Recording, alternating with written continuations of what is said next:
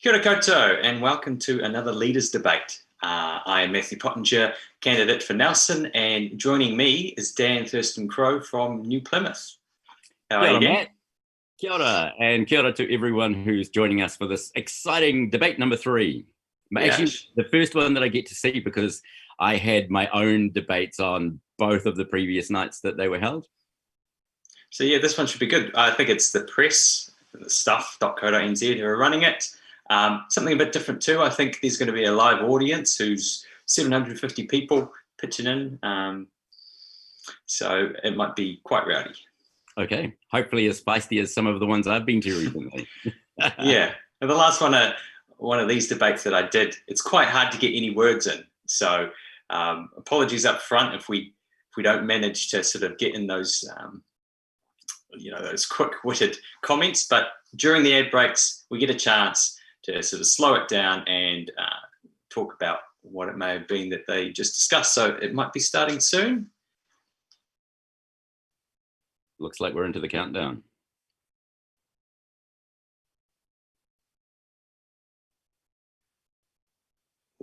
Takes us a place where we can do good. Here we go. Any predictions on how it's going to go, Matthew? Judith did very well last time, so we'll see. Ladies and gentlemen, please welcome to the stage the press editor and one of your hosts for the Tēnā koutou katoa. Nā mai haere mai tātou ki te to tohi tohi a te matatika. Nā mai e nā kairahi o te pāti reipa me te pāti nā hinara. Wharikatia mai nā korero kia eke ai tā tātou kaupapa. Good evening and welcome to the Press Leaders Debate here in my hometown, the beautiful city of Ōtautahi, Christchurch.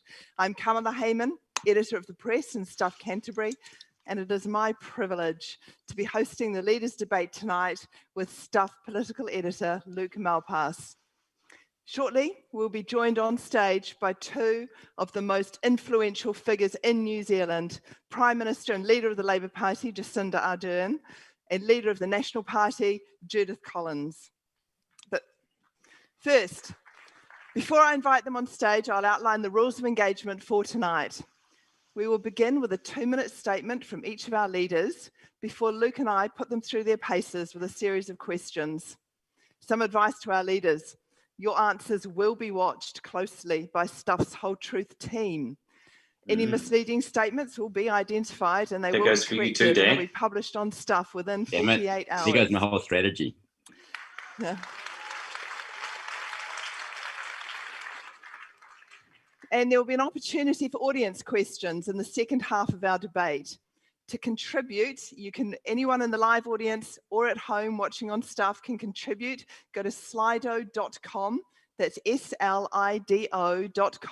On your phone, type in the event code LD2020. You can suggest a question anonymously if you wish, or you can vote up another question if you like it. We encourage you to do this whether you're watching at home or in our live audience right up until the end of intermission. And likewise, around we get your comments through 8 p.m. here. There will be this 15-minute break. You can get up, stretch your legs. And during that time, Stuff's head of video, Carol Hirschfeld, will analyse the first half performance with Leanne Watson, Canterbury Employers Chamber of Commerce, and Senior Lecturer in Politics at Canterbury University, Dr. Lindsay Te Ato Oto McDonald. Until then, sit back and enjoy the only Leaders Debate to be held here in the South Island before a large live audience. I know our spirited Canterbury crowd here at the James Hay Theatre will ensure our two leaders are held to account as we challenge them with the questions Kiwis want answered. The question for you is, will their performance tonight change the way you vote? Let's find out. Please join me in a warm welcome for my co-host, Luke Malpass. Sadly, I don't think they're going to have an impact on my vote, Matthew. Have you voted already? I have. And Judith Collins and Jacinda Ardern, welcome.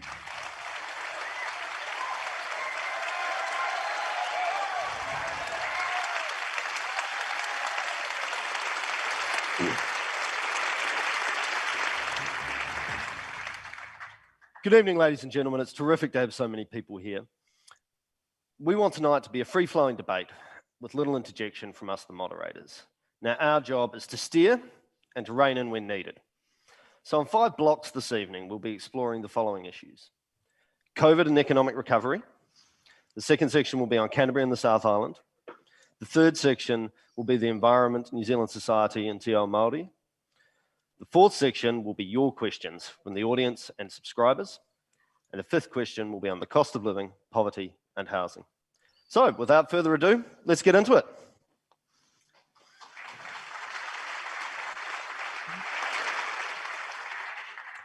By virtue of a coin toss, Judith Collins will be opening the debate by giving us a 2-minute statement. That means that Jacinda Ardern will conclude the debate in the closing statements at the end. Ms. Collins, welcome. Your 2 minutes begin now. Thank you. First, can I start by acknowledging Ngāi Tahu? Can I also acknowledge the people of Lake Ōhau, who at the moment are going through very difficult times? I'd like to acknowledge the press and obviously all those people who are here tonight. I'd also like to acknowledge the other MPs, and particularly Ms. Ardern. And I'd also like to acknowledge Jerry Brownlee, because I know he and the press have got such a close relationship.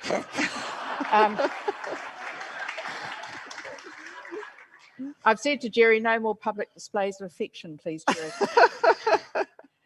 But all joking aside, this is the most important election that we will ever face. It is an election where we decide not what's going to happen in the next few days, not what's going to happen in the next 3 months, but what's going to happen in the next 3 years. And the most important issue for this election is about the economic recovery for New Zealand. New Zealand's not unlike every other part of the world. We're all going through tough times, but we're a small economy and we have to try harder than everyone else. And everyone in Canterbury knows about having to try hard. You've been through tough times, there are still tough times, and I'm not going to call you resilient because you're sick of being told it. You just want to get on. It is really important that we vote for a government that has a plan to build our economy. And there's a plan around tax cuts for people in the average wages, people who get $3,000 for $64,000 income. It's really important that we grow the economy with that, an adrenaline pump into the heart of the economy. But it's also important to build infrastructure for our children and grandchildren. Whether it's the quality of that spending is good. Pegasus bypass to Belfast, whether or not that happens, whether it's the Ashburton Road, the 4-laning, whether or not that happens is going to depend on which government is in place. Our government has a plan for it. Our party has a plan for it. We need to build for the future, not to look back at the past. Any surprises in there, Matthew? No, none. Not even one. Tax cuts, roads. Yeah. Thank you, Judith Collins. National. Jacinda Ardern. Kia ora koutou katoa, ngā mihi nui ki a koutou, and it is wonderful to be here in this beautiful town hall. I bet it feels like a global pandemic was the last thing Canterbury needed. You've had your fair share of challenges, whether it was in the face of disaster or in the face of terror. You have shown the rest of the country what strength and what unity looks like. And we've learnt from that. And we need to use that now in the wake of COVID-19 and in our rebuild. But there are lessons that must be learnt too. The quake rebuild here took too long, and there is still more to do. My government took quick and decisive action when it came to COVID-19. We went hard and early in our health response because we knew that would be good for the economy too. We saved jobs, we saved businesses through the wage subsidy. Now, I'm not claiming perfection, but you only need to look at the rest of the world to see how that plan has stacked up and what a difference it's made. And our collective efforts have meant that we now have an economic head start. Our economy is growing again already. We're seeing our exporters posting strong results. And just as we did with the rebuild here, there will be opportunities that we need to grasp hold of. We need to apply the same thinking now, getting both immediate and short-term gains whilst also planning for the future and getting wins for the environment, getting wins for our communities at the same time. We mustn't squander hard-won gains. Now, I'll say it directly. A change of course and instability risks the progress that we are making right now. You've seen up close how I operate as a government. It's about jobs, it's about training. These are all things that are proudly happening right here in Canterbury. I'm looking forward to talking in more detail about the rest of that plan tonight. Jacinda looks less composed than Judith.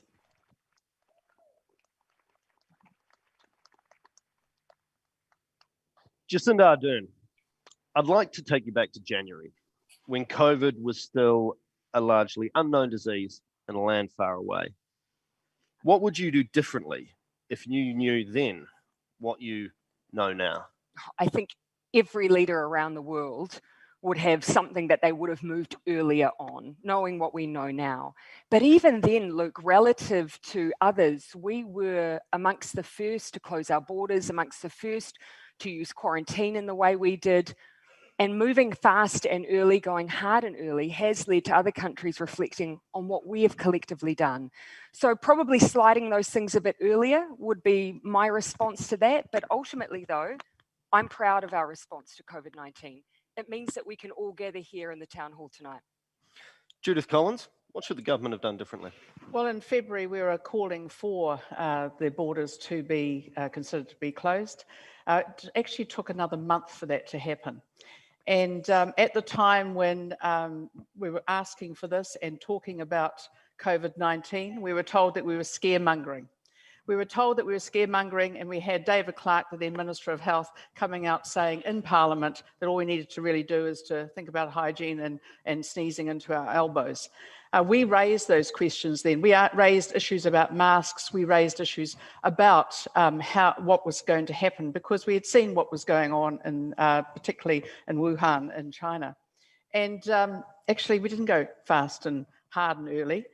Samoa went a month earlier than us. Other countries, Samoa did so go. That is factually it did so. And actually, don't disrespect Samoa. They did it. They kept it out. They kept it out. They kept COVID-19 out, and they've kept it out. And by the way, they test anybody who wants to get on a plane to go there. And we have not done that. Actually, I don't take kindly to people disrespecting the hard work of the Samoans. They had to take it seriously because... Thank you, Judith. Jacinda Ardern, would you like to respond to that? Yes, I would. Look, actually, when it comes to our Pacific neighbours, we've worked hand in glove as a region. But actually, the point, Luke, I wanted to make was this is directly contrary. What I'm hearing from Judith tonight is directly contrary to their criticism that we should have opened the borders to Australia and China early, that we should have lifted our restrictions early. We have been criticised by the National Party every step of the way for our COVID response. Now, when you are in a pandemic, you cannot afford to change your mind every 5 minutes. Every leader we've had from National has had a different position, and it's been wrong. If Ms. Ardern would like to go back and have a look at what was said, it was nothing like what she's just said. It is actually really serious to understand this, is that our country is facing the worst economic times in 160 years. And that's according to the Reserve Bank governor. So he has said that. And we've got this sort of silly talk about who said what when. I can tell you this. We can't continue to go down a path of having no proper plan for the border, which we have from Ms. Ardern's party, except that they want to keep it shut. Unless, of course, you're an Australian rugby player, in which case they can sort it out then for you. I'm looking forward to the stuff fact checkers. We've actually gone around the country and asked stuffed readers what they care about in this first section on COVID. And now we'll play you a lot of bold claims being made. Questions. Hi, my name is Suchi, and I'm a business retailer in Ponsonby, Auckland. In total, Auckland has been in lockdown for almost 10 weeks, level 4 and then level 3. At what point do these lockdowns become unfeasible? At what point do further lockdowns become unfeasible? Oh, well, ultimately, though, without them, then we would be living with COVID-19. And that equally, if you look around the world, would mean hospitality closed, people working from home for months on end. It would mean retail, not seeing people in their stores. So we have to remember the counterfactual is much, much worse. We don't want to use lockdowns any more than is absolutely necessary to keep people safe and to reopen the economy. We have had roughly 9 weeks worth. We've had 22 weeks of wage subsidy to support small business owners. What we need to do though, Luke, is continue to roll out a plan that means we have the open economy we have now compared to the likes of France and UK. Come on, I mean, this is ridiculous. This is absolutely ridiculous. No, it's just reinventing history. The fact is that the lockdown should not have been necessary if people had been tested, as we were told. That second lockdown that we had, which locked down even the South Island into level 2, totally unnecessary. If the testing that Miss Ardern told us on the 23rd of June was happening to all border-facing staff, turned out 2 months later, actually only a third of them had been tested. It was a failure of border protection that caused that lockdown. And I'm not going to have Miss Ardern stand there and just reinvent history. That's the point. And as for lockdowns, weren't necessary in Taiwan. Why? 23 million people, because they tested, because they did exactly what they said they were going to do, because they used Bluetooth technology, because they actually take it seriously. And then to let people come in on planes with COVID-19, that is disgraceful. It's still happening today. The idea that somehow returning New Zealanders will come back into this country completely free of COVID-19 is a dreamland. Of course, New Zealanders coming in, that is why we have a quarantine system and one of the most robust in the world. And why aren't they paid for it? Completely incorrect. It is completely incorrect to say that there was a failure that led to that outbreak. Well, where did it come from? Under in a rock in your garden? We have never been able to identify came on a plane. the source. Right. And if I may finish on this, Luke, according to Judith, putting Jerry Brownlee in charge of the border is the answer. Well, it's better I know people in this room believe that it's not true. Hey, it's a lot better than putting David Clark in charge of health and then sending her on holiday for 2 months during a pandemic. We'll move on to more of the economic response now. Now, Jacinda Ardern, in your COVID response, your government has really taken a government-led approach. Shovel-ready projects, big government spending response. National has decided that the best economic stimulus is tax cuts. Why is your approach better? Well, because obviously investing in infrastructure creates jobs, but that's not the only approach. We want to support our exporters as well. Already we're seeing an export-led recovery. Dairy, kiwi fruit, now you like dairy. All doing well. And at the same time, Luke, supporting our small businesses, digital vouchers that give them funding to continue the technological advancement we've already seen, the small business loan scheme, R&D tax credit, this all supports innovation and growth. That's the kind of investment we need right now. A tax cut is an unaffordable sugar hit that is just not right for these times.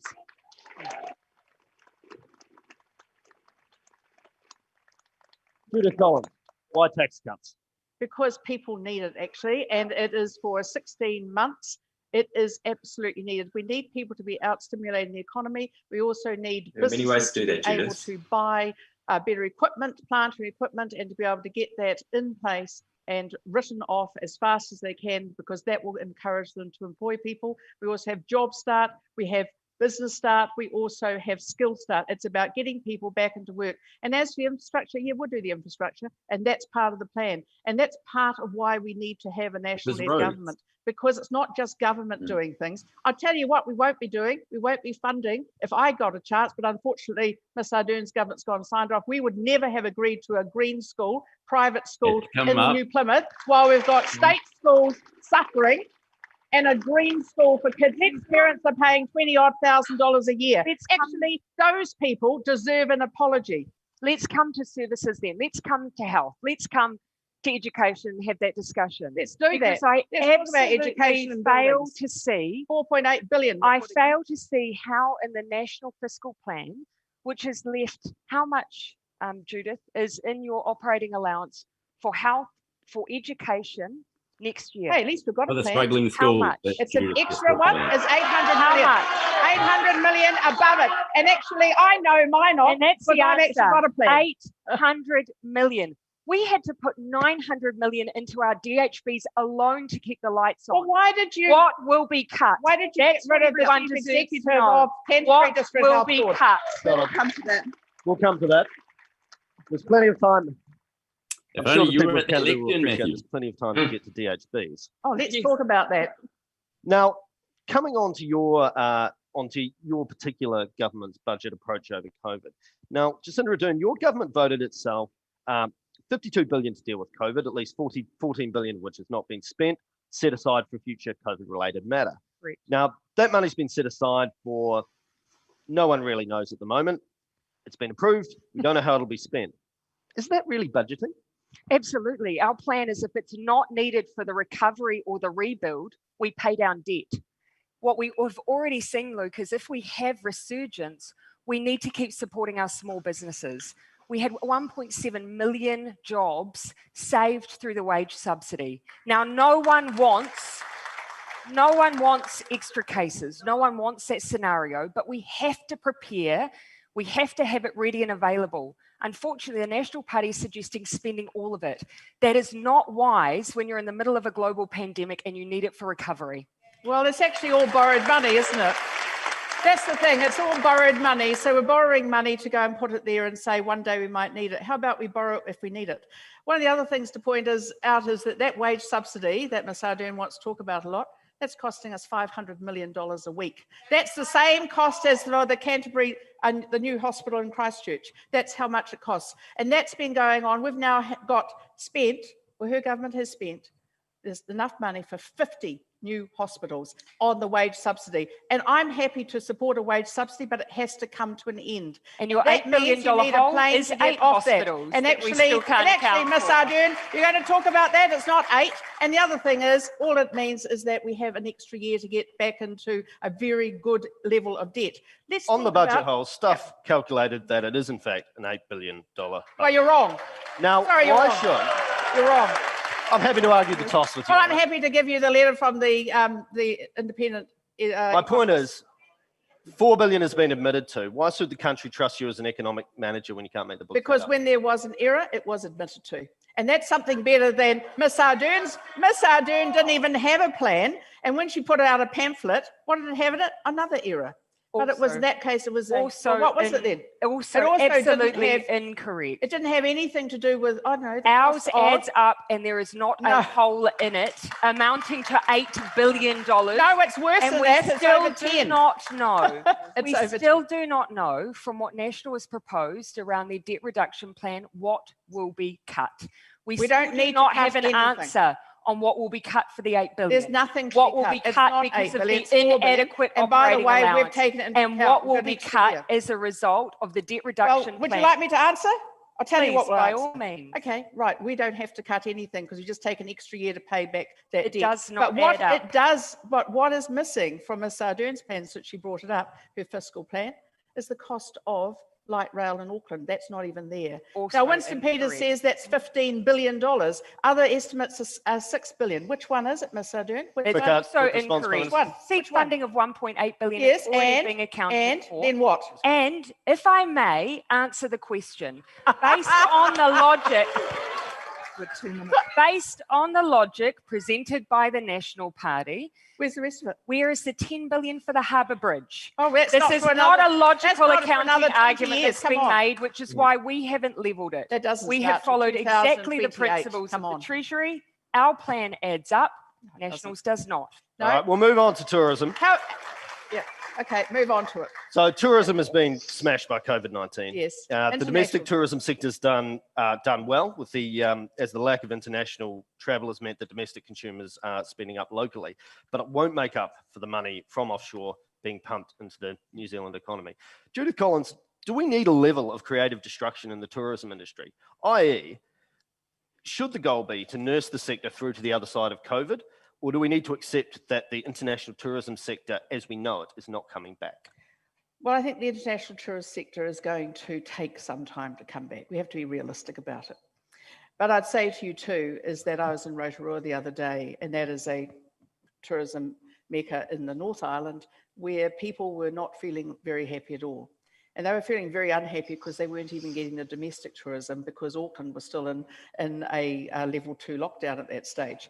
But also they felt that nothing was being done for them. So as tourism, as international tourism, should we be nursing it through COVID, or should we be saying it's going to be quite different? I think that there are sometimes we're going to have to say that some tourist assets are going to have to go into hibernation. I think that's only realistic. We cannot continue. We can't go down this path of more and more wage subsidies and when there's no work. Jacinda? Well, at level 2, Aucklanders could travel and did travel. But they domestic operators did notice. Not last week, they weren't. And B, yes, this is a point where we are going to have to reimagine the future of tourism. But there is cause for us to think about how we can build back in the aftermath of this for a sector that is exactly what tourism wants, Luke. They want sustainability.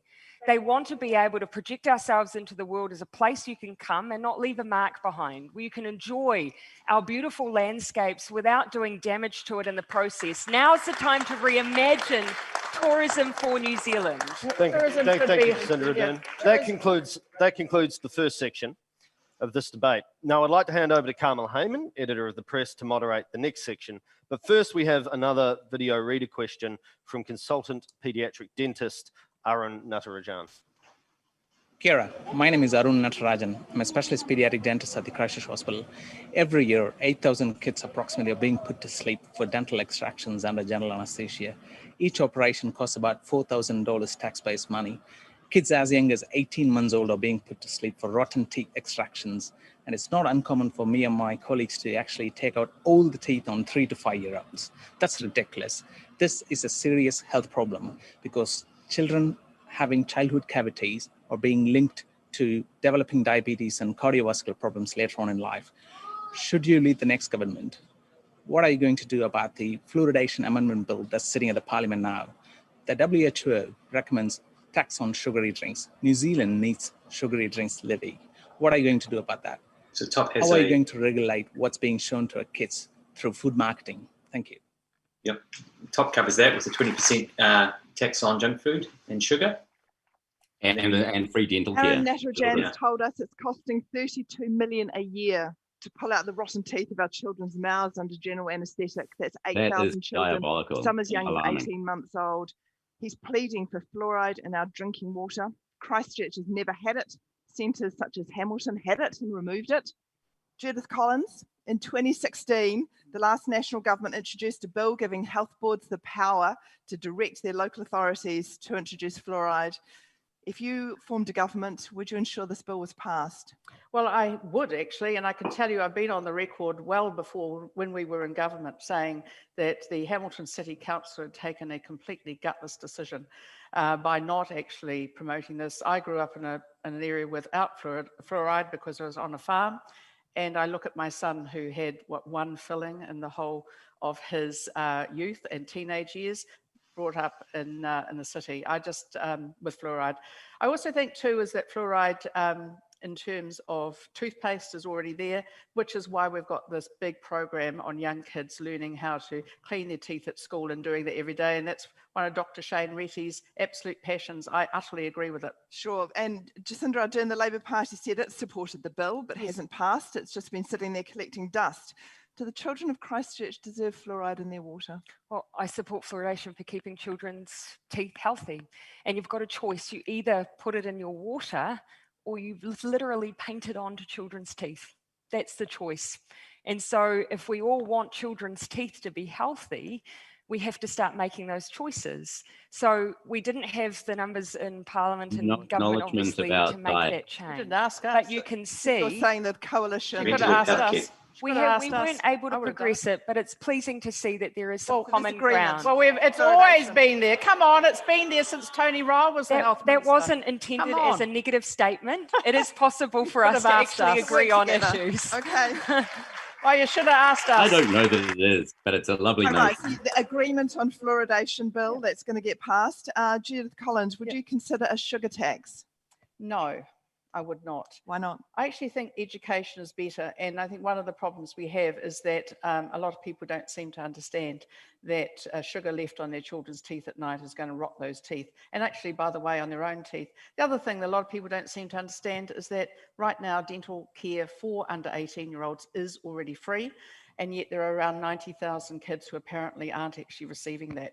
I think those are the right numbers. It's amazing. It is a good point. For under 18s, it is free. So we have to dig deeper. What is happening that means that our children aren't accessing free dental care and instead are having to go under anaesthetic to have them removed? One of our concerns is that we're not necessarily reaching children in rural or more isolated areas, that we need extra dental buses providing full service to reach those children.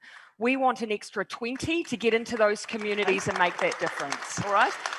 And to a sugar tax, yes or no, Jacinda Ardern? No, because people talk about it on sugary drinks. It is in cereal. It is in tomato sauce. It is in almost every item that our children are reaching for. By the way, but there are things that we can do in schools in particular.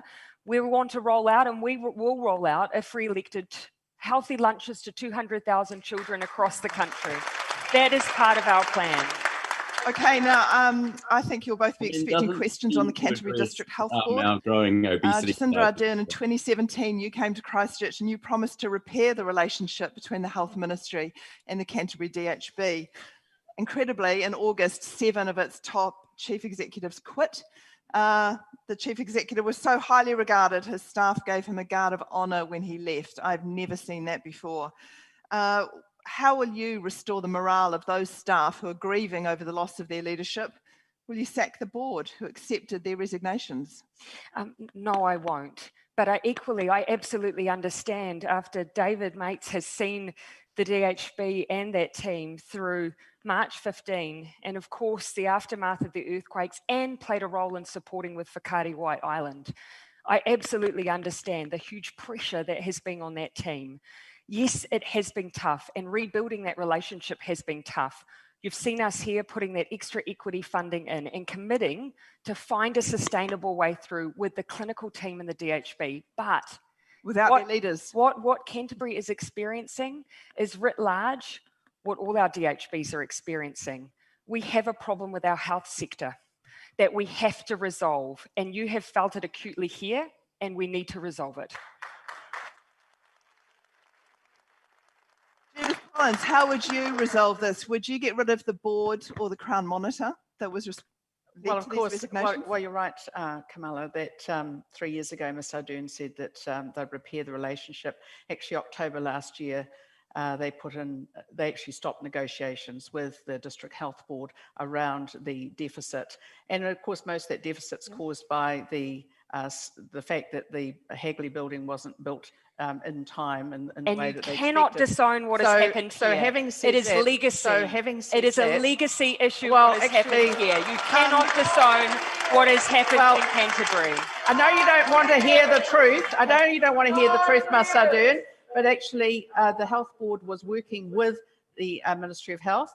The repaired relationship, well, they just wiped out that relationship. And actually, that's why the senior leadership team's all gone, because they couldn't take this anymore. The Crown Monitor was brought in out of Auckland to come and sort it out. And guess what? It's ended up with the Crown having to, 2 days? Would you keep the Crown Monitor? 2 days before this? Would you keep the Crown Monitor? You'd actually make sure that someone was in charge. But that was put in before all the issues that occurred. And what would you do? Well, you'd actually have to sort it out pretty fast. And the thing is, it's already been paid now. So you'd have to have the Crown Monitor while there's no senior leadership team. But the other thing that you wouldn't sack the Crown Monitor or the board? You wouldn't start again? You'd have to probably start again. The problem is new board? You're saying there would be a new board? You'd have to start again with that relationship, because the Ministry of Health is a bully towards these district health boards. And we're seeing it up and down the country with every district health board saying to us is they can't negotiate. negotiation. They just stopped the negotiation under Miss Ardern. Absolutely. So they haven't had enough money. And people aren't silly enough, honestly, Judith, Camilla. If 2 days ago, Chris Hipkin turned up here and say, oh, okay, we've got a debate. I know what, we'll pay off the debt. Okay, we're not stupid. Was it an election bribe? Jacinda Ardern, was that an election bribe? No. Yeah. Yes, it About is. making sure that if the people of Canterbury have services delivered. And at some point in this conversation, we have to talk about whether we have improved the health outcomes for the people in this room. That has to be what it's about. Let's not lose sight in this debate about improving health outcomes. We know, because we have increased the amount of funding that has gone into every DHB, this one included, we know it's about more than money. We have to start hitting those hard issues. Health sector reform is necessary. Absolutely, but when they move into their new hospital building next month... With their car park. Thank you. They will not have a teen cancer unit. They will not have a paediatric... And I've been told that some of the issues that were previously unresolved are being worked through because of that equity funding. So let's see if we can work that through and get that Hagley building up to where it needs to be. Yes, well, we all wish for that. Judith Collins, final question on the DHB before we move on. The Treasury itself says historic underfunding of the Canterbury District Health Boards contributed to these very financial woes we're now talking about. This year, an Infometrics report said that the shortfall in operational funding for DHBs grew every year under the previous national government. Your fiscal plan, as mentioned earlier, has only 814 million for rising costs across education, law and order, health. Can New Zealanders be confident that a government you lead will fund healthcare adequately? Every single year that we were in government, we put more money into the DHBs. And I think the other thing too, Camilla, is to understand is that we also expected results for the people of Canterbury. Some years there was no funding for capital infrastructure. Yeah, some years there was nothing. That is why we have run down hospitals in this country. That is simply not true. Who built the new hospital? Oh, that was us. That was right. Yeah, forget about that. Why don't you? Right. We could talk about the DHB all night, but I don't want to do that. Another issue dear to the heart of Cantabrians is our beautiful rivers and lakes. Now, 95% of them running through urban and farming areas are polluted, according to the Ministry of the Environment. Rivers that I certainly swam in as a child are no longer safe. Locals say Canterbury's Selwyn River has been Chernobylised. So despite enormous efforts by farmers who have been striving to keep up with the rolling maul of new rules and regulations, there's been almost no improvement in 10 years. Now, Labor came into government saying it was going to start to repair this damage. But freshwater scientists say these reforms, which have just taken effect in September, are a waste of paper. Judith Collins, yes. You have said these freshwater standards would be gone by lunchtime, or at least reformed. They would be reformed. And as the scientists have said, they're a waste of paper. The fact is, it is not possible to have a one-size-fits-all for the whole country. The rivers of Canterbury are not the same as the rivers of the Waikato. It is very important that we have rules and regulations and standards that are applicable to the regions that represent New Zealand. And I'd also say to you that our very worst rivers are our urban rivers. And I think that we need to understand that. And as you said, but our urban rivers make up less than 1% of our water. And they're the filthiest ones we have. And why is that? So would a national government commit to nitrate levels in our rivers?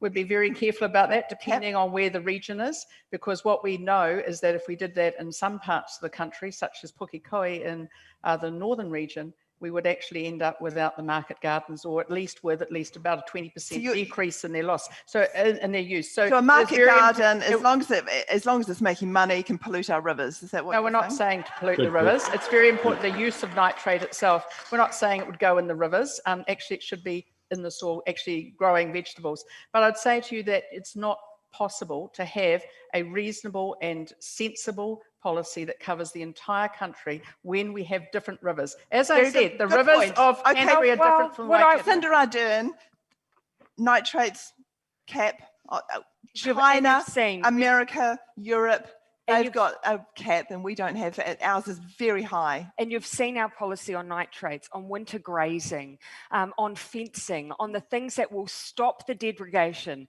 make a material difference over 5 years, and within a generation, make those rivers swimmable again. That is how long, even with these changes, it will take to repair what has been done over a number of years. You've seen our plan. On one hand, you've claimed that some environmentalists are unhappy. On the others, some are saying that it's the end. Of the dairy sector as we know it. It is neither. It is a plan to make our rivers swimmable again. And what I haven't heard from the National Party is what their plan is.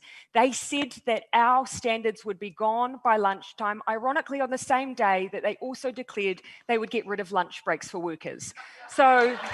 Well, that's not true. I'm yet to see. That's not true at all. Because the status quo is not working. Yeah, the status quo. Well, actually, if it's so bad, then why did you wait to the last day of Parliament to suddenly rush through regulations like that? Why didn't you put them up 2-3 years ago? The reason is you didn't want them debated. No, that is absolutely debated, and you just pushed it in there and said. And by the end of the day, as I recall, David Parker, the Minister of the Environment, already changed some of them. That is so quite clearly they were not thought through. That is factually incorrect. It was just not enough work done. 3 years working alongside Dairy NZ, working alongside Fed Farmers, working alongside Council to get a plan that will stick. Then why did you change them the same day? And every other National Party leader had not said they would roll them back because of the amount of work that went into them until Judith Collins. You're absolutely right that a lot of work went into it, but we've settled on a plan that sets our nitrogen limits in our rivers to 3 times what's permissible in China. Do you really think that they are? In China. I don't know if they follow the rules. I'm just wondering. No, I don't know. Do you really think that? Good question. No. Do you really think? Because I know in New Zealand we take things very seriously and we hold ourselves to very high standards. I'm sure every other country in the world does too. All right, I'm going to move on to roading. Now, Jacinda Ardern in 2017, the Labour Party promised 100 million for public transport in Christchurch, including commuter light rail to Rolleston, which Andrew Little said would be here in a matter of years. Where is it? And we are still absolutely ambitious for mass transit for this region. We need.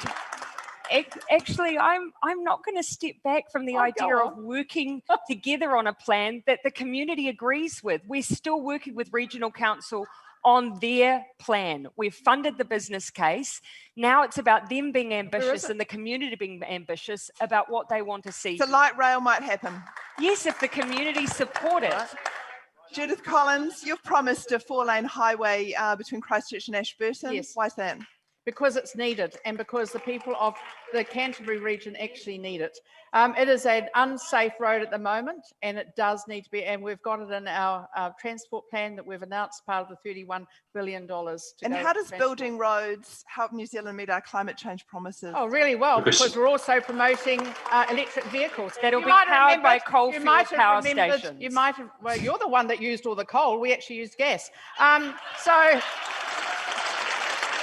I think it's really important to remember that Mr. Ardern promised electric vehicles, that they were going to have a third of the government fleet in it. They were going to do all these things. It would all be done by now. And do you know how many out of the 15,000 electric vehicles in the government fleet you don't are actually electric? How many there are? 15,000? 108. That's all she's done. 108. No wonder she doesn't like me answering it. I'm going to pass on to Luke because environment is actually our next topic, and I think that's a perfect segue. Electric cars. Judith Collins. Yes. What sort of car do you drive? At the moment, I'm getting driven around a bit more than I'm driving, but I can tell you I do actually drive a car with petrol. So do I. Do you know which one? Yes, I do. Oh, you want this? Yeah. What sort of car? Okay, I drive a BMW. Jacinda Ardern? A Hyundai Ioniq, which is an EV. So, because the reason that I asked both of you, this question is that New Zealand is blessed to have abundant sustainable power. Now, private vehicles currently make up almost 70% of the nation's household emissions. Now, unlike other economies with fossil fuel predominantly fossil fuel generated energy, such as Australia, electric vehicles could seriously decrease New Zealand's emissions. There are currently about 22,000 electric vehicles from a light vehicle fleet, about 5 million in New Zealand. It's about less than 0.5%. Jacinda Ardern, what percentage of the national fleet do you want to be electric in 10 years? And what concrete steps is your government, if you're elected, will you take to achieve it? First thing, Luke, they have to be low emissions vehicles, not just EVs. You know, one of the things I know about EVs is that price point for them right now is out of reach of most New Zealanders. I want them to have low emission choices. I want them to have the choices of a bus. I want them to have the choice of safely cycling. I want them to have a choice of a low emissions vehicle because of standard. We are, but actually 21% of our emissions come from transport. It is not as large as people make out. And of that 21%, actually through that most significant investment in public transport of any government, we give people choice. A 60,000 plus EV car is not the only answer right now. For the majority of New Zealanders, they need good choices. Top's got a policy to remove the fringe benefit tax off all low emission vehicles, and that includes public transport. Cars, particularly second-hand cars of the market. I think also our UDA, our Urban Development Act, the fleet buyers to the businesses, which is why we're saying to businesses, if you go and buy for your staff to use EVs, you'll be able to actually not pay fringe benefit tax on them. So that will encourage you to buy EVs as opposed to diesel or petrol sort of cars. And the other thing to say too is that if we can get a third of our vehicles in the government fleet of 15,000, if we can get them to be EVs in the next few years, that's going to make a big difference because they get turned over. In 10 years, do you have a target? Agreeing with Well, us? we've actually haven't gone quite to 10 years, but what we have saying is we can get a third of the government fleet. And the other thing is just to encourage people even more to buy an EV, apart from the fleets and the businesses, is to actually let them use the bus lanes so that they can actually have a real advantage. And that's for the hybrids as well. Although I've been looking a lot at EVs because I've taken this point. So I'm actually getting right at the moment a PowerPoint put in my carport. So I actually don't have a garage, but I've got a carport and it's going in there because I do want to get an EV. But Luke, the other thing is, actually, I think EVs are very important, and I've been looking at them and hybrids. I actually prefer the EV to the hybrid because the hybrid seems to only go for a little while before you go into petrol or diesel, and they're actually often tougher on the environment because they're much heavier. Look, and therefore they use the opportunity here for New Zealand and our profile and climate change sits well beyond EVs. It shouldn't just be about whether or not we've got EVs in the Crown fleet. It's whether or not they're being powered by 100% renewable electricity. No. Well, they're not now, are they? Having an EV I mean, the science that has in said a dry that hydrological year is powered by coal. not low-hanging This is fruit the at all. opportunity that we have. Very Well, let's few face it, there's countries not a in the lot of world evidence as going on in we this are, discussion. with geothermal, with wind, with solar, with hydro. We have the opportunity to green our grid, and not only that, with the potential of hydrogen, which we will have our first production in a matter of months. When? In Taupo, in a matter of months, through a joint venture Why is it now with then? Japan. Oh, yes, right, okay. Through a Māori trust, we have the potential to export green energy. The opportunity here is enormous for us.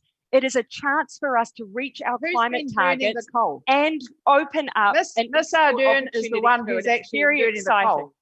She's been burning the coal, bringing it in from Indonesia to be burnt in Huntly. And the reason is because we needed to do it to keep the lights on. When I was Minister of Energy and Resources in 2016, 17, we actually were using then about 5% of our electricity generation was coming from coal. Actually, just a few weeks ago, it was 28%. And that's under Miss Ardern and her so-called green electricity. If we step back and look at New Zealand's broader place in the world when it comes to climate change, when it comes to emission reduction, should New Zealand be aiming to lead the pack and be a model global citizen, or should we be in the middle of the pack, keeping abreast with our trading partners? And what's your answer, Matthew? What's the answer? Well, and why? lead the world. Why not? The answer is we already are leading the pack.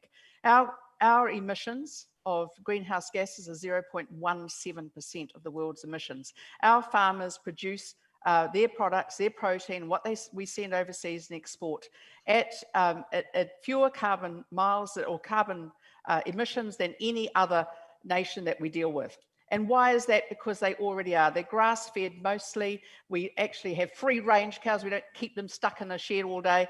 And one of the other things that we do better than anyone else is that we look to science and technology to improve that. And that is important. When you look at the great success of New Zealand agriculture and horticulture, it's mostly, a lot of it's based around not just climate or anything else, it's based around using technology and science. And that's something that we can do more of. And that's why dairying and other parts of the agriculture and horticulture area is so keen on looking to science and improving the way that we do things. We are leading the pack, but not because our contribution to emissions is small. In fact, the opposite. But because in spite of our small contribution, we are doing our bit, which is what we need every country in the world to do if we are to tackle climate change for the next generation. We are leading the world because we have a Zero Carbon Act. We are leading the world because we are investing in having carbon budgets. We are leading the world because we stopped future oil and gas permits in New Zealand.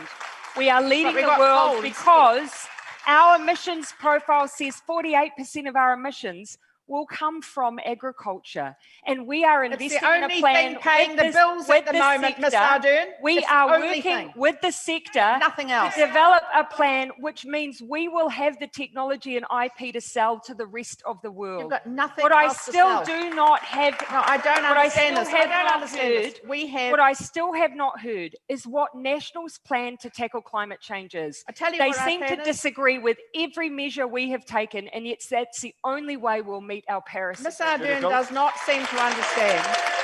We have a crisis, and that crisis is the economy. When we have $20 billion is coming from dairy exports, and $20 billion is the health budget. We need to wake up to the reality. We have an economic crisis that we need to wake up that unless we move on this, we will be left behind and we will lose our brand. It is a competitive environment. And I have to point out that dairy is doing well. And that is as we are working on these environmental issues together. It's not just about brand, it's about the reality. And we have to pay for health. We have to pay for education. That's $17 billion a year. Understand this. There is no free lunch for us in this world. We are a little country that has to fight for every trade deal we do and every single thing. And we cannot continue to go down a path it is a sad day. It is a sad day when we give up on our reputation of being clean, green, and carbon neutral. Thank you both. We are proud of it. It's important that we To be fair, we gave up on that a little while ago. New Zealand, so we can pay for health. And we cannot let's move it along. We're just going to change tack here. So both of you have give it a go. Luke. Both of you have stated your preference for a 4-year term. Will you join forces to make that happen, or will you let the public decide for a referendum? Thank you for segueing to a unity moment. I think that's a positive thing. Look, I would happily, after the election, talk to Judith and the national team about a 4-year term, because I do think there seems to be consensus. Let's make the most of that. Referendum or a vote? And of course, I would have thought, well, you always have to have a referendum for a major constitutional issue like that. But I would have thought that Ms. Ardern couldn't even talk to us about fluoride. So I'm not sure she's going to talk to us about anything. We'll be talking to her about it. And the unity moment's gone. Well, I think that's your side. I think that's your side. Judith Collins. Yes, Luke. When the Queen dies, should New Zealand become a republic? I must say, that was an interesting one. I don't think so, but I think that people in New Zealand are starting to move that way, and I think it's. I personally really admire the Queen and Prince Philip, but I've got to say, I think we're moving that way, and I think the people of New Zealand will make up their own mind. Jacinda Ardern? Not in that moment. Not in that moment. I mean, particularly as we will. I have no doubt, regardless of position, acknowledging the Queen. And I do think it'll be in my lifetime, but it doesn't feel like it's quite ready yet. It won't be long. Well, we have to, indeed. Talk about we have to make sure that we have, of course, the Crown, Te Tiriti. Those are issues that would need to be resolved, and they're big issues. Thank you, Jacinda Ardern and Judith Collins. That's it for the first part of our debate. Our leaders are now going to take a 15-minute break. while Stuff's Carol Hirschfeld discusses the first half action with Leanne Watson, Canterbury Employers Chamber of Commerce, and University Senior Political Lecturer, Dr. Lindsay Tayata O'Toole McDonald. When we come back, we'll have questions from the audience. If you haven't dived onto slido.com, please do type in the code LD2020, suggest a question, vote for someone else's, or you take a break, have a walk around, and see you again in 15 minutes. Thank you. So if you're just joining us now, I'm Mathew Pottinger, the candidate for Nelson, and this is Dan Thurston Crowe, who's the candidate for New Plymouth.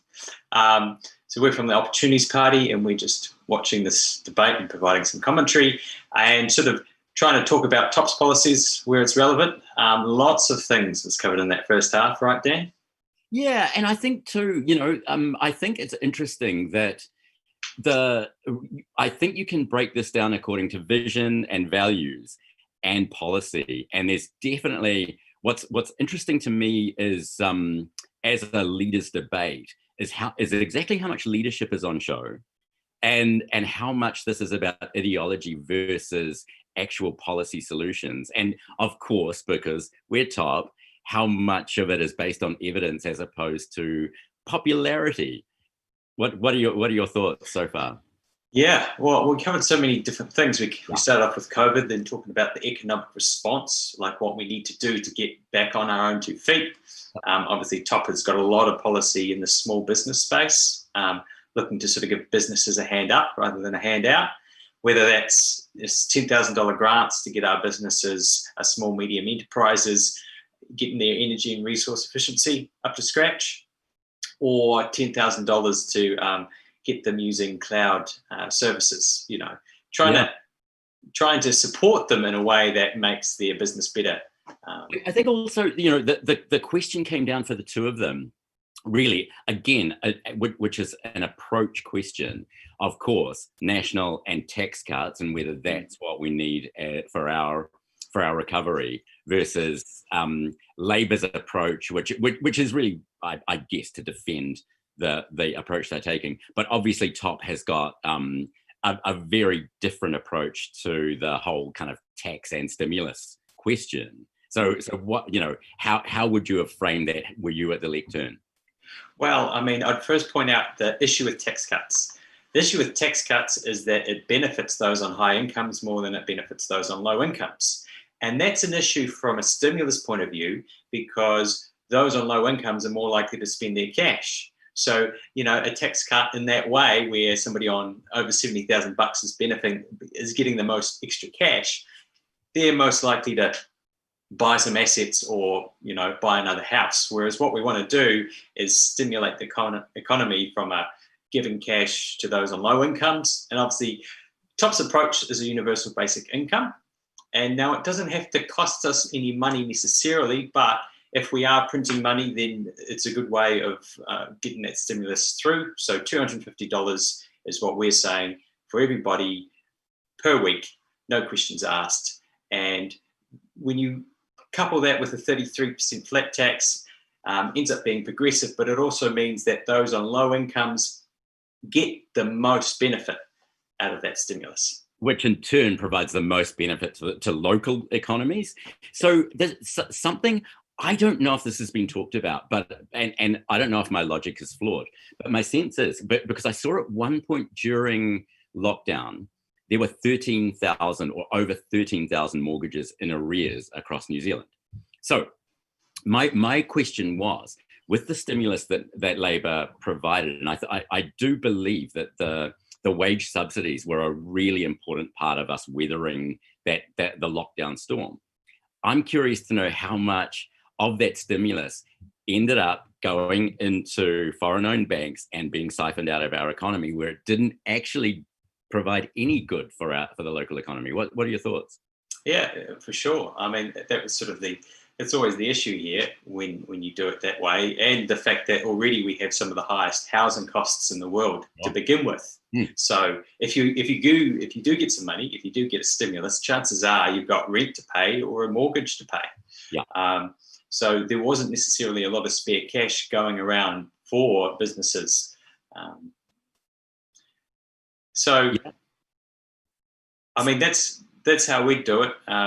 We were quite vocal throughout lockdown to say that the wage subsidy was good as long as it didn't drag on for too long, because there needs to become a point where you've got to stop holding on to the past and look to actually embrace the future. Yeah, absolutely. I think too, the one thing I found, I don't know if this is perverse or not, but the sense that Kiwis were seeing effectively a universal income being provided by government, and that the sky didn't fall, and that do you know what I mean? That it wasn't actually this outlandish, crazy thing, but actually it's possible if there's a will, and in this case, if there's a political justification for it, and in saying that, this is something that I'm curious to see, because as I said, this is the first leaders debate I've managed to see since I was campaigning both previous times, and there is such so much politicization of these really important issues in the conversation. It's not. I was hoping against hope for a contest of ideas and a sense of the two most potent leaders that we have on our political stage at the moment, actually putting out a message to Kiwis around this, this is what we stand for. This is what you can trust us to do. Here's how our solution will play out for you over the next 3 years. Are you getting any sense of that? No, I didn't really get that a lot the last debate that I attended either. That was the one with Paddy Gower, and it sort of got to a point where the questions were about whether or not you're going to put this statue here or that statue there. And it's very frustrating. Obviously, in the second half, we're going to start talking about a lot more of the long-term systemic issues in this country, whether it's the fact we've got some of the most unaffordable housing in the world, yes, and that being the main driver of poverty.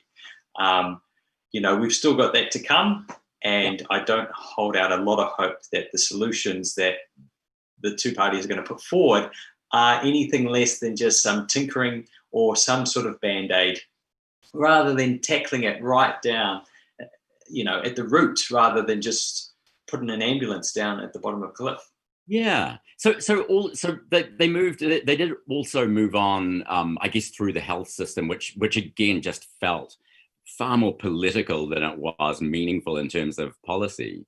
And then into obviously Judith's defense of farming and what seems to be an apologist kind of view on whatever happens to the water is just a necessary byproduct of farming. And I felt Jacinda missed an opportunity there, really, to Labour with and trying to differentiate itself has an opportunity to say we actually the environment is too important to allow continued land use in places where the water table has to suffer.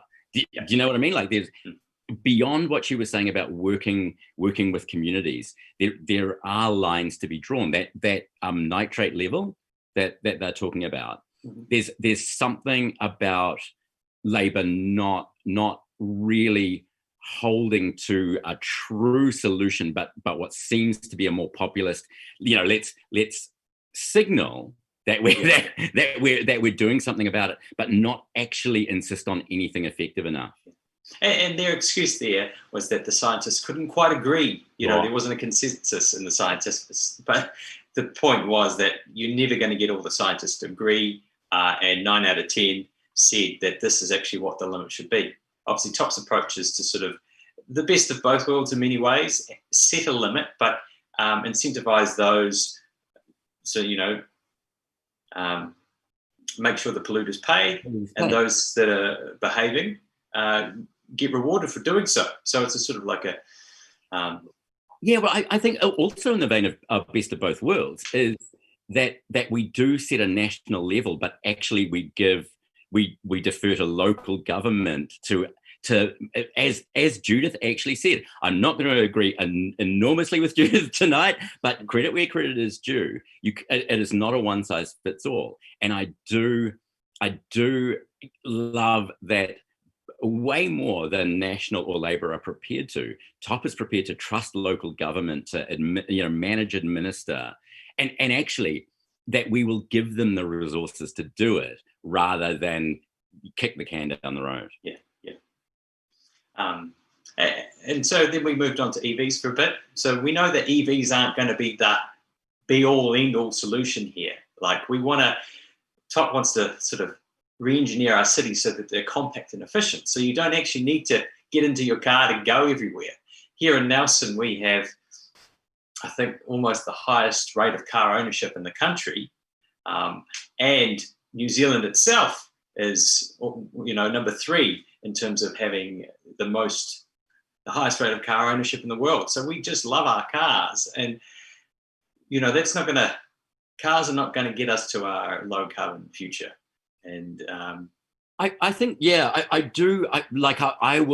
I would so enjoy our Urban Development Act proposal to be inserted into this discussion. The whole notion of the 15-minute city. Thomas, my husband, and I, we've lived back in New Zealand for since 2017, and we have not owned a car in that time. So.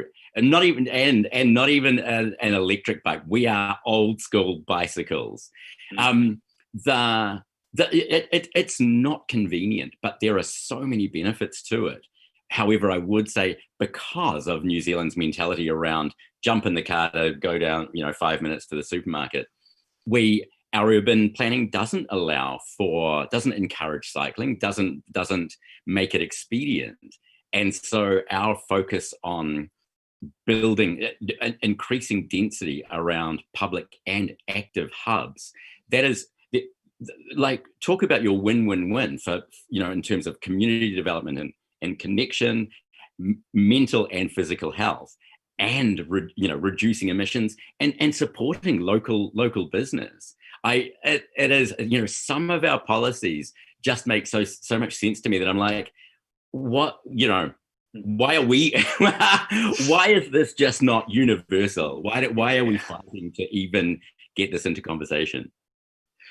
And that sort of takes me to the policy we specifically got on removing the fringe benefit tax from low emission vehicles. So right now there is no fringe benefit tax on double cab utes because, that is, I don't know why, but it looks like a work vehicle. So that's why it's excluded. But that's not going to do us any good for the future. So we're saying low emission vehicles, but included in that are e-bikes, which are some of the, fastest growth, sort of the rate of adoption of e-bikes is out of this world. Yeah. Have you ridden one? I haven't. I actually haven't. They're pretty cool. I do recommend it. I've got a cycle that I rode halfway through China on, and so I'm unwilling to let go of it. But Thomas is actually talking about bringing in a kit for us to convert it. All right. I think the debate might be back on here. Okay. Well, thanks for the summary so far. It's an interesting debate, if a little depressing in terms of vision.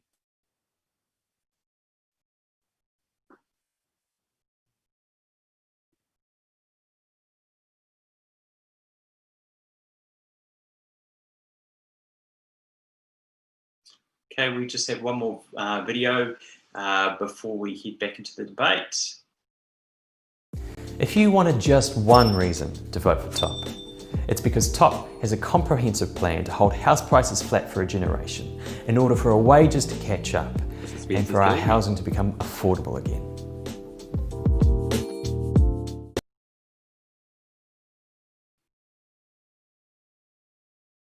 Here we go again.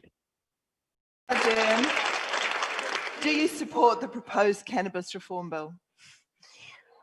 Support every single one of the people in this room having their say, and whatever you decide. What's your answer? And whatever you decide, I will implement. Voted for it. They might want to have some leadership from you on this, Jacinda Ardern. Leadership is making sure that and not every issue has to be influenced by a political agenda. Oh, come on. Every single vote in this room counts as much as mine. And I do think that I genuinely want to hear the answer to this. I want everyone to have faith that no matter what they vote, I will implement it, whether it's a yes or no vote. I haven't heard that commitment from the opposition. You voted for it, didn't you? You voted for it. I've said that after it's declared that I will give my answer, but I will implement the outcome. It's so a fair we can't pressure you to give us an answer. It is a fair question. Every Labour minister, senior Labour ministers come out and said they voted for it. Miss Ardern voted, she voted for it. That is not true.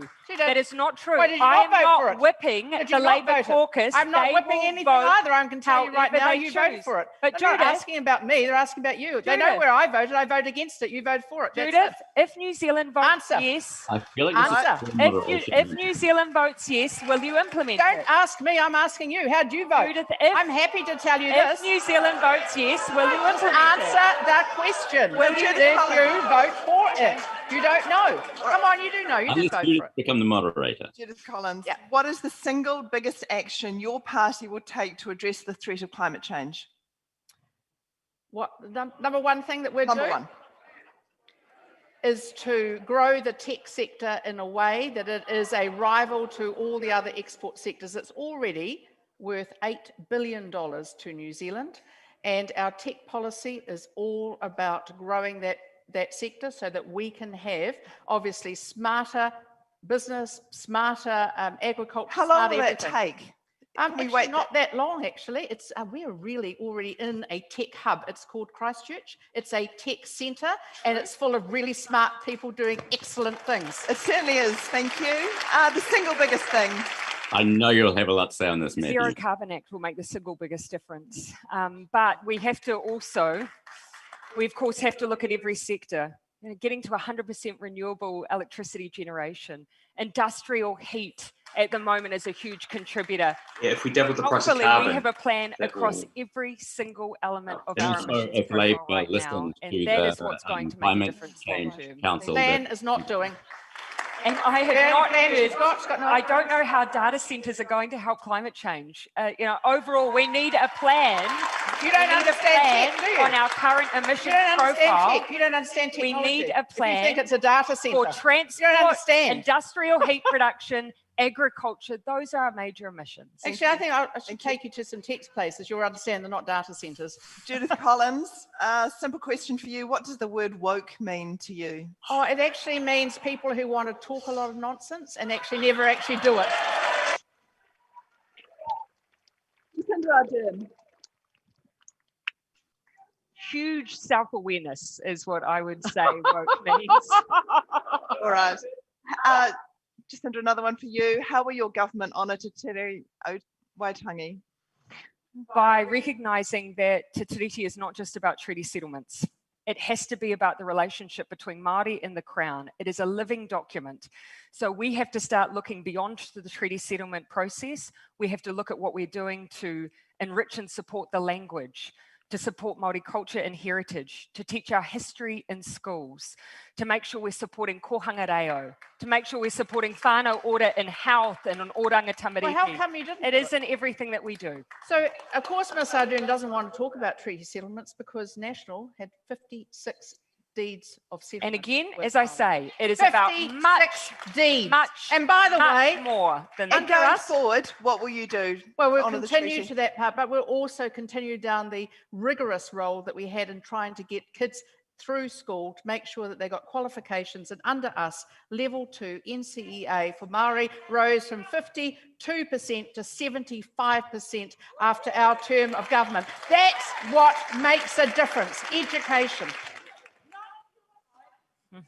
This is an interesting one from Xavier Dickinson. That's Megan Woods out there. Judith Collins, New Zealand. You'd be more welcome chipping in than Jerry Brownlee would be, I have to say. Well, Jerry's a much better chippy than Megan Woods is. He actually is one. All right. Question from Xavier Dickinson. In New Zealand, our youth have significantly lower voting rates than those who are older. What will you do to ensure young New Zealanders get out and vote? Do you know what I think? Best thing to do is show them we're having fun. If we're having fun in politics, they might want to actually get interested. I think that's really important. And you're having fun? I absolutely am. Every day, every single day. Jacinda Ardern, our young people are not voting. Going to resonate What with are we those the people. We have to do something about the things that are getting them to the polls. They want to see action on climate change. They want a car. They want us to continue to do work on child poverty. You know, when you go into schools, we make assumptions that young people care about things that are somehow only about youth adjacent issues. They care about the major things that are affecting the next generation. When they see us doing something about that, that makes them have faith in democracy. It makes them turn out. That's what we have to keep doing. We have to do this trust. And that's actually by following through on what we promised. Time for one more question. Jacinda honest. Ardern, what will you do to work towards decreasing New Zealand's suicide rate? We've got to go earlier and earlier with mental health support. You know, I still remember last election coming down and hearing some of the stories from children here in Canterbury and affected by the earthquakes in Kaikoura. And we heard from the educators and parents that we needed mental health support in primary schools. And so with the DHB, we created Mana Ake, and we have supported 5,000 children in schools right here in Canterbury. The sad reality is that we need that now across the country. We have to support our kids. We have to help them with tools in cognitive behavioural therapy that are going to give them what they need in the really tough world they're going into to not just survive, but to thrive. And when we do that in our primary schools and we support it in our secondary schools, that is what will give us tough young adults who will survive the really anxious, making difficult times that we have in New Zealand. Thank you. So, Judith Collins, is that a good plan? We believe that mental health is such an important issue that we should actually have a Minister for Mental Health. We've got Matt Ducey, who's the MP here in Waimakariri, and Matt is a mental health professional before he came to Parliament. I have to say, I'm sorry to say that Matt's actually had quite a lot of work to do in Parliament with mental health because, you know, Parliament is not immune to mental health issues, as we have seen. To me, that's why we're putting this big emphasis on mental health in schools. We agree with having real effort in that. But can I also say too, is that when we've got suicide rates of, the last time I checked, it was about 675. That's twice the road toll. And those aren't even counting all of the many cases of suicide attempts. But I'll tell you what, one of the things we did in government that I would put straight back in is to have mental health workers working with the police in the custody suites. And that's something that Ms. Ardern's government took out.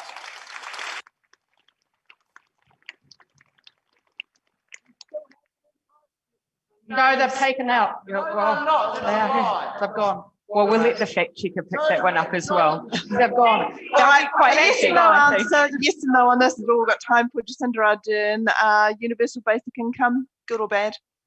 No from us. No from you. No, it's a no from us. No. All right. Thank you. Slightly tricky one. New Zealand has a lack of imagination. How will you look after their needs with every policy? Evidence-based effect on I'll tell you what we do think about that is, which is why the tax cuts, which will give them $500 each for each superannuitant, because their superannuation is calculated at 66% of the after-tax average wage. So yeah, well, that's one thing. But also in terms of health, we've got to have the money to pay for health, which is why I say don't destroy our export economy, grow our export economy so that we can actually. The best way to keep health services running is to fund health services, and for that you've got to have the money aside. Yeah, that's right. What I do for older New Zealanders, I won't move the retirement age. We've got to give them the certainty around what they can expect in their retirement.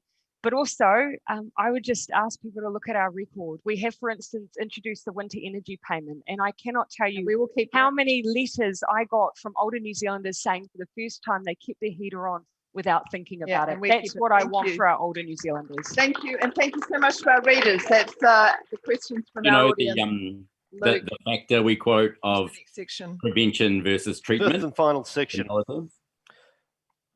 Jacinda Ardern, Oranga Tamariki, during the last term of government, came under fire for its practice around uplifting babies that it considered at risk after footage emerged of a baby being taken from its mother at Hastings Hospital, which sparked a public shock. And a Children's Commissioner report found that newborn Māori babies were 5 times as likely to be taken into state care than non-Māori in 2019. There's been some work done in this area, but what will you do specifically for Māori families to stop their babies being taken at higher rates? No one wants a child to ever be removed from a home. No one wants that situation. And I would think actually that that's where you would get some consensus. What we've got to do is work earlier. Too often, oranga tamariki are working in the most tragic of circumstances where things have become critical. We've got to work with our families much, much earlier on preventative measures so that whānau are supported, so we never get to crisis. Recently, we've just started a rollout of a program with whānau Order that is an investment in doing just that. It will work with hundreds of families. And we continue to roll out partnerships with iwi. They're working to make sure that they're working with the whānau they know best, and that will make a difference too. Ultimately, we have a huge change program that started in 2019. It is going to take us some time to turn the ship around, but I'm very positive that we can do it. So what's really important, as I think we can all agree, is that children should not be at risk in their own homes. And one of the things that we've put in place as a policy is the first 1,000-day policy. We've been criticised by some people for putting so much money and effort into children, all children in the first 1,000 days. But that's really important. That's actually about getting mothers the help that they need, the assistance they need. But also, let's be frank here. Social workers don't go running around trying to pick up kids out of homes because they're not needed to do. I am distraught every time I hear, yet again, of another child being killed or seriously injured in their home. And I'm never going to say to social workers at Oranga Tamariki, don't do your job because you're worried you're going to get a backlash. I tell you what, I don't want kids killed in their own homes or growing up frightened and beaten. It is simply not good enough. And I don't think any politician would ever wish that. So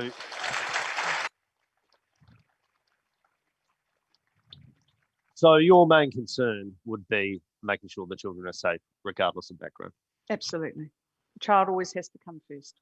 Jacinda? Oh, I think everyone wants every child to be safe. But again, we have to start much, much earlier to turn around what has often been a whole host of issues over decades. So these won't be simple issues. So I don't think anyone either disagrees with investment in the first 1,000 days. You know, that's why we, for instance, extended paid parental leave to support families in those early years. It's why we brought in the Best Start payment, which is the first time since the 1990s we had a universal payment that recognised that in those early days, we need to support families to have the choice of being with their children. Unfortunately, the National Party is proposing to cut Best Start, which will be a real loss for what I think is a significant change. It doesn't make a scrap of difference, paid parental leave to families who are not working. What we really do need to do is to put the effort in straight away with mothers and babies, and also understand, if you thought so much about it, Ms. Ardern, why'd you get rid of social investment? The single biggest effort that was being put in to help families through this and prevent children being harmed. Whether or not we just heard Judith say that she doesn't believe in the extensions to paid parental now leave. That's not true. I said, for families who are not working, it doesn't help to have paid parental leave. And Best Start does, and you're planning to cut it. We're putting in 1,000 Best Start matters to days. every family, and you've proposed cutting it. We've got the first 1,000 days is where the child is most going to get a benefit, and also the mother. It is really important to understand. You both agree on first 1,000 days, disagree on how to do it. Yep, I think so. Let's move on and turn to the cost of living. Now, what we're going to do is very quickly run through a quick fire round of questions to see how in touch both of these leaders are with some basic household items. Oh, right. Okay. Jacinda Ardern, how much is 2 litres of milk at the supermarket?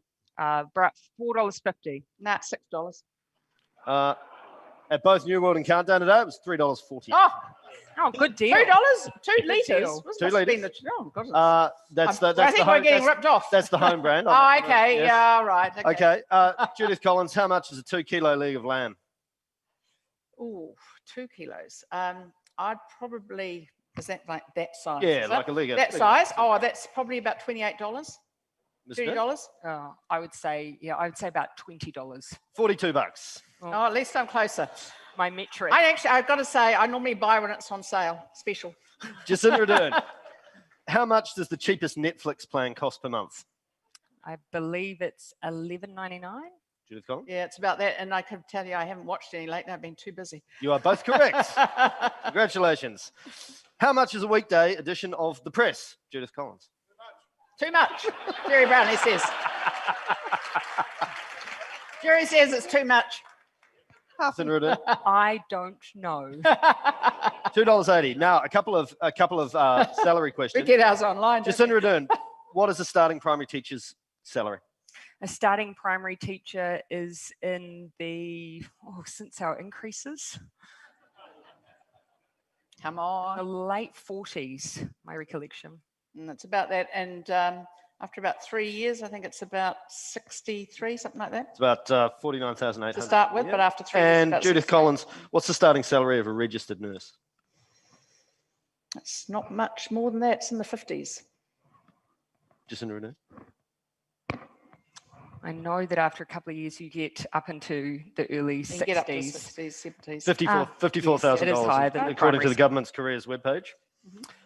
Now, we're going to move on to housing, and we have a video question from one of our readers about the state of New Zealand's housing market.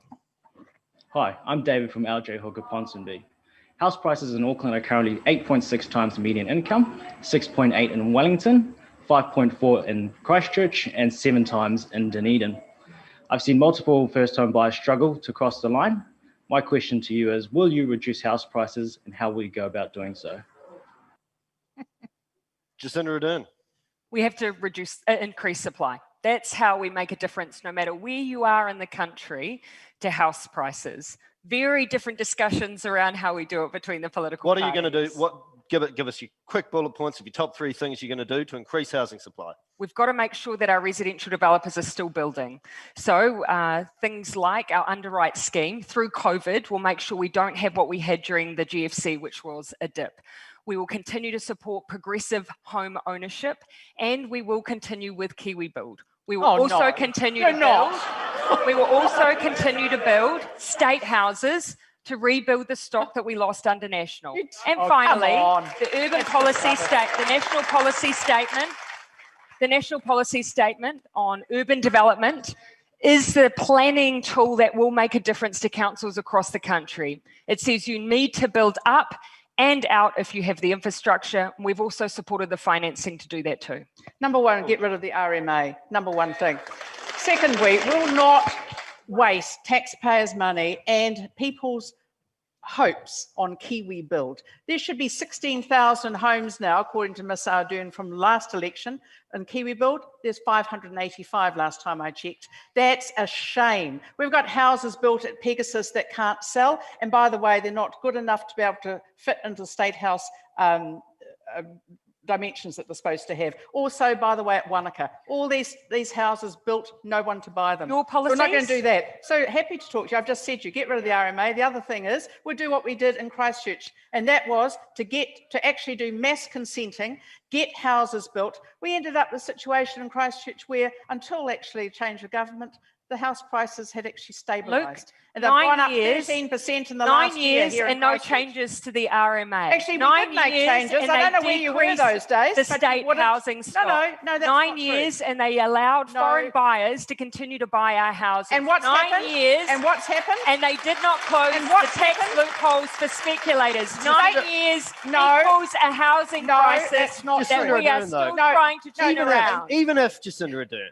even if Yes, house prices stabilised, compared to wages growth, it will take decades for houses to come back to something like 3 times the median income. Is it acceptable to wait for decades? No, it's not. Then And why that's haven't you why done we are anything? using. Where's That Kiwi is why Build? we have to use every tool. It's not just about planning. It's also about helping first home buyers get over the deposit hurdle. And we've done that by adjusting our home loan support schemes. It's about things like progressive home ownership that also gets over those barriers. Look, how can a you decade-long problem we are not going to fix in when 3 we now years. have But I am not going to give up trying and making sure first home buyers access our housing market. 4 times. It is extremely Now, disingenuous 4 times, to the say State that they House waiting were- list when we left for office Jacinda to was say she would 5,000 use every families. tool Now we it's almost don't and 20,000 ignore most families. importantly the 20,000 working groups. families are waiting for a home under Miss Ardern. That's irresponsible. 20,000 people needing state assistance. And how Now, many how did can you she sell? even mention it? And when I look 6,000. at it, they've built 5,000 state houses, actually all consented, started, funded under us. By the way, she's got nothing left in the tank. She's got nothing left in the tank. Factic is going to be very busy. The fact she's got Phil that Twyford and Kiwi Bill, come housing on. unaffordability Thank you, has Judith continued Collins. to Thank you, go Jacinda up under Ardern, every a very Labour and lively National debate, government. which I did think you found some agreement on some points, which was heartening. We are now just going to have time for your closing statements. Judith Collins, you've got 2 minutes. Right, this is the most important election in a generation. We are going to need to think much further out than just the election date. We have to think about our kids and our grandkids. We've got a fiscal plan from us that gets us back to a reasonable level of debt at 36% by the year 2034. We've got a pamphlet from Miss Ardern's party that actually has no pathway back out of massive debt. And that debt needs to be, which we know we're going to need to borrow, it needs to be about building our economy. It needs to be about building houses, building infrastructure, building the roads we need, and not having this talk about whether or not it's public transport or private transport. It should be both. And for people in the rural and provincial New Zealand, actually private transport is going to be part of the solution. And yes, we will have to toll some big roads, but people don't mind because they're getting there faster. And by the way, they have choice. That is important to do. In Auckland, it's about putting the second harbour crossing under Auckland in 2 tunnels, one for trains and the other one for roads and buses, because most public transport is by buses, and they, strangely enough, run on roads. It is absolutely important too that we boost the economy by giving people some more choice, to giving them some more of their own money back. And we can do that because we have a plan. And that's one of the problems with Miss Ardern's party. They're very ready to point holes and pick holes in our plan, but their own plan is basically non-existent. One of the things I'd like to ask Miss Ardern, and anyone should ask, is what's the cost of the light rail in Auckland? She's talking about $1.8 billion as a seed money. Actually, what's the actual cost? We know what it is. It's probably more $6-8 billion, or Winston Peters says 15. We can't afford that sort of laissez-faire, leave it all alone, don't worry about, just throw the money around. This is not monopoly money. It's money our kids and grandkids have to pay back. Vote National Party vote. Thank you, Judith Collins. And the final 2 minutes goes to you, Prime Minister. Look, this evening, no matter how short-lived the unity moments may have been, I consider New Zealand very lucky, and all of us very lucky to be here. And in amongst the debate that you've heard tonight, really the question we're facing this election does boil down to a very simple one. Who's better placed to keep New Zealand safe, and who's better placed to get us on track to recovery? Now, you've seen what the Labour team have delivered during COVID-19, and you've seen where it's landed us relative to the rest of the world. Now, we didn't get those results by chance. As a government, we made decisions and had a plan. We went hard and we went early. When issues cropped up, we fixed them. Everyone has played a role in that success. But of course, now, together, we've set ourselves on a strong recovery. But now we need to make the most of that economic head start. And there is too much at stake to risk political disruption and a change of direction. When parties are focused on themselves, they can lose sight of what really matters. Right now, we need strong, stable government and a clear path forward. That's what I'm offering. And that's what Labour's offering. Now, we're already rolling out our plan for the economy. It's about getting jobs going through infrastructure. It's about training apprentices for tomorrow's jobs. It's about supporting small businesses to grow and to innovate. And it's about supporting our environment too, all while keeping us safe while scientists work on vaccinations. Together, over the past few years, we have cleared, and you have cleared, some really high hurdles. My hope is one day we'll look back on this period and know that we built the foundations for New Zealand to be better and stronger. Your vote's a chance to cement that. So let's stick together and let's keep moving.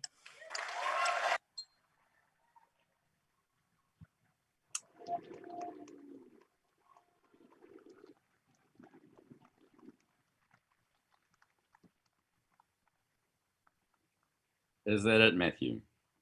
It might be it. So on housing. Thank you. Thank you. Thank you, Judith Collins. Thank you, Jacinda Ardern. What a fantastic debate. Really appreciate it. And thank you to everyone who's come here tonight in Utautahi, Christchurch, and to everyone who's watching on online on Stuff. And I also want to thank the magnificent.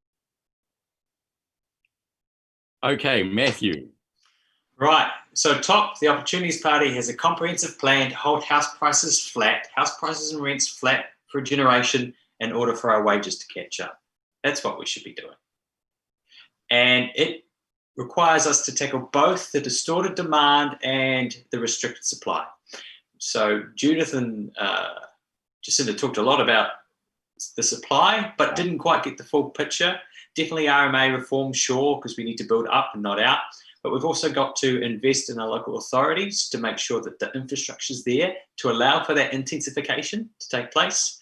And then you've also got building materials. We've got a plan to allow for the importation of, energy efficient building materials from overseas that allows us to sort of fix or break the duopoly that we have that currently sees us paying easily 50 or twice as much as Australia for building materials. And then on the demand side, we've got tax. So we've got a tax system in New Zealand that's been broken since the 1980s. And the time for a capital gains tax was back in 1980. But because we've got some of the highest taxes on other forms of investment in the OECD and some of the lowest on property, we need to do something to plug that hole. We've got a property tax that actually fixes that, taxes all assets equally. And that alongside improving renters' rights. So instead of the average tenancy being 1.5 years in New Zealand, we're looking to bring the German model of security of tenure to New Zealand, which means that you can call a place a home for the long term. Long-term renting becomes viable if that's the option that you want. And then we also have to manage immigration. And so when we've got all 6 of those levers, then we can claim, much like Jacinda tried to, that we're actually throwing everything at it. Yeah, I think, my take on it is, and I, in all honesty, one of the things that occurs to me having watched that, what was it, an hour or so, hour and a half, really is why I don't call myself a politician. Because I think that what we witnessed is 2 people very, very accomplished at presenting themselves and their brand, and both polished at presenting a view, but neither really willing to get to grips with what's really going on. I don't want to politicize mental health and the issues that they were discussing around like the issues around young Māori being uplifted. Those are issues that should concern us all, just as human beings, let alone as Kiwis and members, alongside these communities.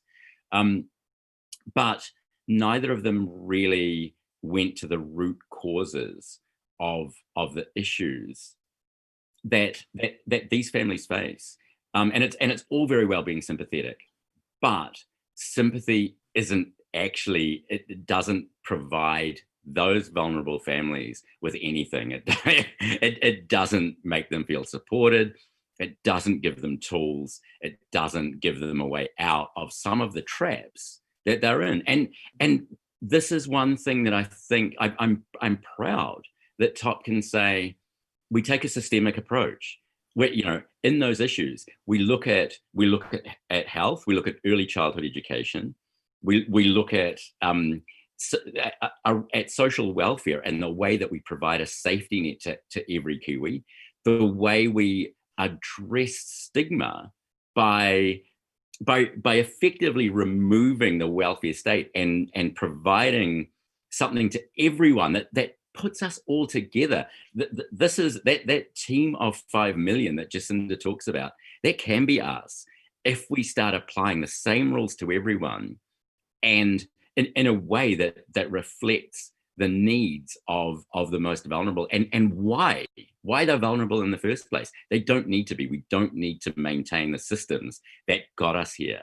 And that's what I find most, in some ways for me, I'm going to be a bit political now, or personal anyway, and say, you know, to some extent, it looks like Judith has just given up. Like she doesn't even make a pretense of really standing up for the people who are finding it hardest.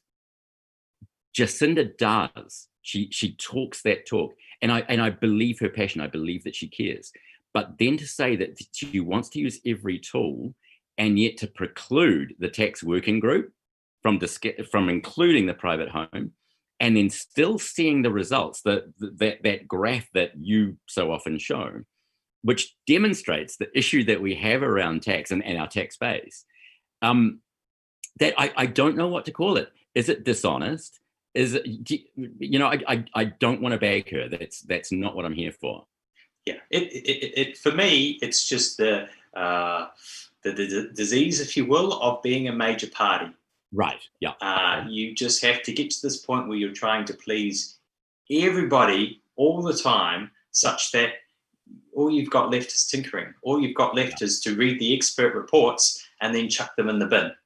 Because any sorts of change, even if the current system is so self-defeating, we know it is, right? We know that if you've got money, you should just buy a piece of land rather than actually creating value over here, invest it in a business. Sure. You know, the fact that our system is so self-defeating, even when the experts tell us that's the case and what we need to do to fix it. When you're a major party. Look, I think, like, for one thing, there is, for me, there is a reckless responsibility for both parties to be saying, if we do this, if we bring home ownership into the tax scheme at all, we'll be kicked out. If they're both saying this, then excuse my French, but why the fuck don't they just come together and say, sorry, Kiwis, we've given you a 30-year break, but look at the facts, look at where we are now. Terribly sorry for you. We have to address it. There could be a consensus on this. And I don't know. Well, how bad does it need to get is my question. And that's the thing that I've always struggled with. You know, we now have seen 30 years of unprecedented house prices, the highest house price rises since 1980 in the Western world. Like, where's that point? Surely we've passed it. Yeah, absolutely. So this is a conversation I've been having. I've had a lot of Labour supporters come up to me over the course of the debates I've had over the last week. And a lot of their messages are, like, your policies make so much sense. There's, it's really awesome. They still in their hearts favour Labour. They have that tribal thing. What I've explained to them, and I've gotten some traction with this, is a Labour top coalition or at least agreement in government would give Labour and Jacinda the perfect cover to implement good policy, not the New Zealand first, like drag Labour into the quagmire, but actually give Labour some policy decisions to make and blame us. And if I have to fall on my sword, but for the sake of every single one of us, we are not the establishment. It's not for us about getting into power. It's for all of us, this absolute, like, bang your head against the current wall and do what it takes to bring some reason and reality and evidence into the decision making and problem solving that we so desperately need. Actually fix some of the stuff. Yeah. And so maybe this is a good point where we just want to wrap up, talk about the key policies that TOP have going into this election. If you've not voted already, then this may be of use to you. Two key top priorities of the top four are affordable housing and rents. as we mentioned before, stabilise house prices and rents for a generation in order for our wages to catch up. We've also got a universal basic income, which is $250 a week, no questions asked, for everybody 18 to 65. Now, this only replaces the first $250 of any government transfer that you might be already receiving. So no one is worse off, but those who are on minimum wage would find themselves on living wage overnight. You know, it's the working poor who would really benefit from the system. First $39,000 effectively tax-free. And yeah, that's the best way to summarize how good this is. Now, also, it means that we get rid of the welfare trap in our current welfare system, where when you work, your benefit goes down and you're no better off financially. So why even bother? Where's the incentive there? So with the UBI, because it's unconditional, it means that work pays. It means that when you do go and work, you actually take home $15 rather than $3. And we see that as just making a modern, simple, fair tax and welfare system for the 21st century, right? You know, we've got the gig economy where you just don't know how many hours you've got a week, part-time work. And we've also got automation staring us down the face, where we need to be able to be in a position to retrain. And that's what a UBI is. It's this floor on your living standards. So you can be in and out of work, retraining if need be, starting a business. And there's that consistent $250 a week that just covers your base needs. Plus no stigma of being on welfare, plus the resilience that you have to rely on it throughout as a whole of life basis. And we've modeled that we can get it up to $325 a week. You know, this is just the starting point. When you look at a UBI as being some sort of Christmas bonus, right?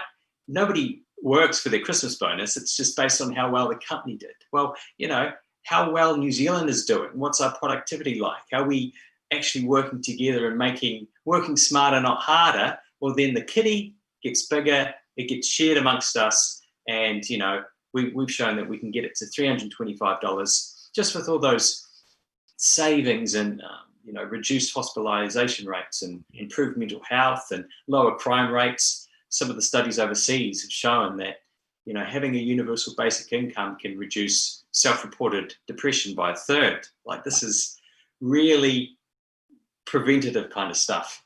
Parents choosing to stay home to bring up kids or stay at home and look after elderly people needing care. So it's stupidly simple. Is it too stupidly simple that people can't wrap their head around it? Well, no. Well, again, for me, it's that it takes a bit to get your head around it, in terms of just being comfortable with this idea that, you know, that as a citizen in New Zealand, you have a right to have a payment each week. Yeah. That means that you're not destitute and you've got a real choice, whether it's, you know, whether you, like an inbuilt strike fund as well. If you're not being treated well with your employer, find a new one, because you've got your UBI there. Yeah. So, well, that's been a fantastic debate tonight. I mean, marginally better than the other one I saw, but again, perhaps lack of imagination between the two leaders of those parties. But if anybody watching wants to know more about TOP, the Opportunities Party, definitely head over to our website or our Facebook page. Thanks for joining me today, Dan. Thank you, Matthew, and thank you everyone who joined us. I hope you got a little bit out of it as well. Yeah. So until next time. Ka kite anō. Ka kite.